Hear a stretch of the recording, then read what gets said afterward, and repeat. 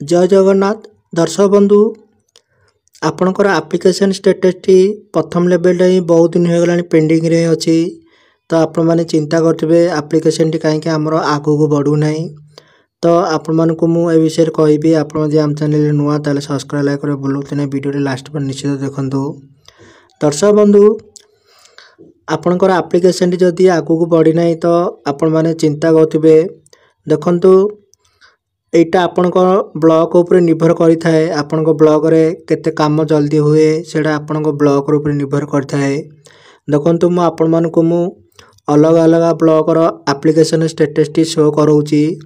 देखु बर्तमान ए 2 दिन तले मु जन व्यक्ति सीएम किसान रजिस्टर करी 7 डिसेम्बर रे तो 7 डिसेम्बर दिन ही से व्यक्ति जनकर एप्लिकेशन टी VAW रे वेरीफाई हो जाइए जहाँकि से ब्लॉक रे शीघ्र काम होइछी। आपण मानक मो आ गोटे ब्लॉक रो भी स्टेटस टी शो करोची। देखंतु 17 सेप्टेम्बर मु रजिस्टर करथिली तब 24 नवेम्बर आसी वेरीफाई होइछी जहाँकि VAW रे तो फुल 2 मास पर VAW रे आसी वेरीफाई होइछी। आपण मानक मु आ गोटे स्टेटस टी शो करोची अलग ब्लॉक रो ये एप्लिकेशन टी देखो 29 सेप्टेम्बर 2024 रे रजिस्टर करी 2 डिसेम्बर 2024 रे आसी VAW वेरीफाई होइछी जहाँकि आगू बढ़ी तो एटा भी फुल 2 मास पर एप्लिकेशन टी आगू को बढ़ी। ये एप्लिकेशन टी देखो 9 सेप्टेम्बर 2024 रे रजिस्टर करी 24 सेप्टेम्बर 2024 रे वेरीफाई होइछी VAW रे जहाँकि एप्लिकेशन टी आगू बढ़ी। ए ब्लॉक रे भी काम टी शीघ्र होइछी। ये एप्लिकेशन देखो 9 अक्टोबर 2024 रे रजिस्टर करी 18 अक्टोबर 2024 रे वेरीफाई होइछी जहाँकि ये ब्लॉक रे भी काम टी शीघ्र होइछी 10 दिन भितर VAW रे वेरीफाई होई कि एप्लिकेशन टी आगू बढ़ी।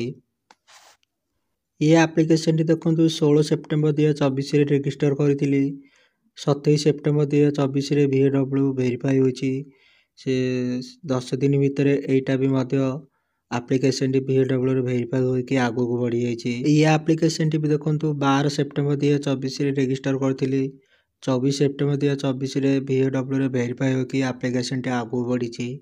ये ब्लॉग रे भी काम शीघ्र करा जाइछी देखंतु 10 दिन भितर एप्लिकेशन टी आगू बढ़ी जाइछी। ये एप्लिकेशन टी देखंतु 15 अक्टोबर को रजिस्टर करथिली बर्तमान सुधा एप्लिकेशन टी को लेवल रे भी वेरीफाई होई नाही VAW रे बर्तमान सुधा वेरीफाई होई नाही फुल 2.5 मास होइबा गलानी 2.5 मास पाखा पाखी हेलानी तथा मध्य एबे वेरीफाई आउरी होई नाही। तो दर्शक बंधु आपन निज ब्लॉग ऊपर निर्भर रही थाए अलग अलग ब्लॉग रे शीघ्र शीघ्र को ब्लॉग रे भी वेरीफाई हो जाउती आ को ब्लॉग रे लेट भी होता है। तो दर्शक बंधु आपण मानक अपेक्षा करिया पड़िबो आपण माने अपेक्षा करंतु आपनकर एप्लिकेशन टी निश्चित भाव वेरीफाई हबो।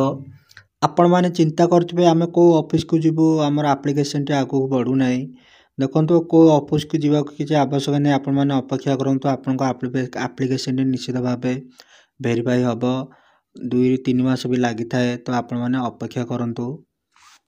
दर्शक बंधु आशा करछि आपन वीडियो निश्चित भाव भल लागिथिबो आपण जे आम चैनल नुआ ताले सब्सक्राइब लाइक कर भूलंतु नाही। जय हिंद।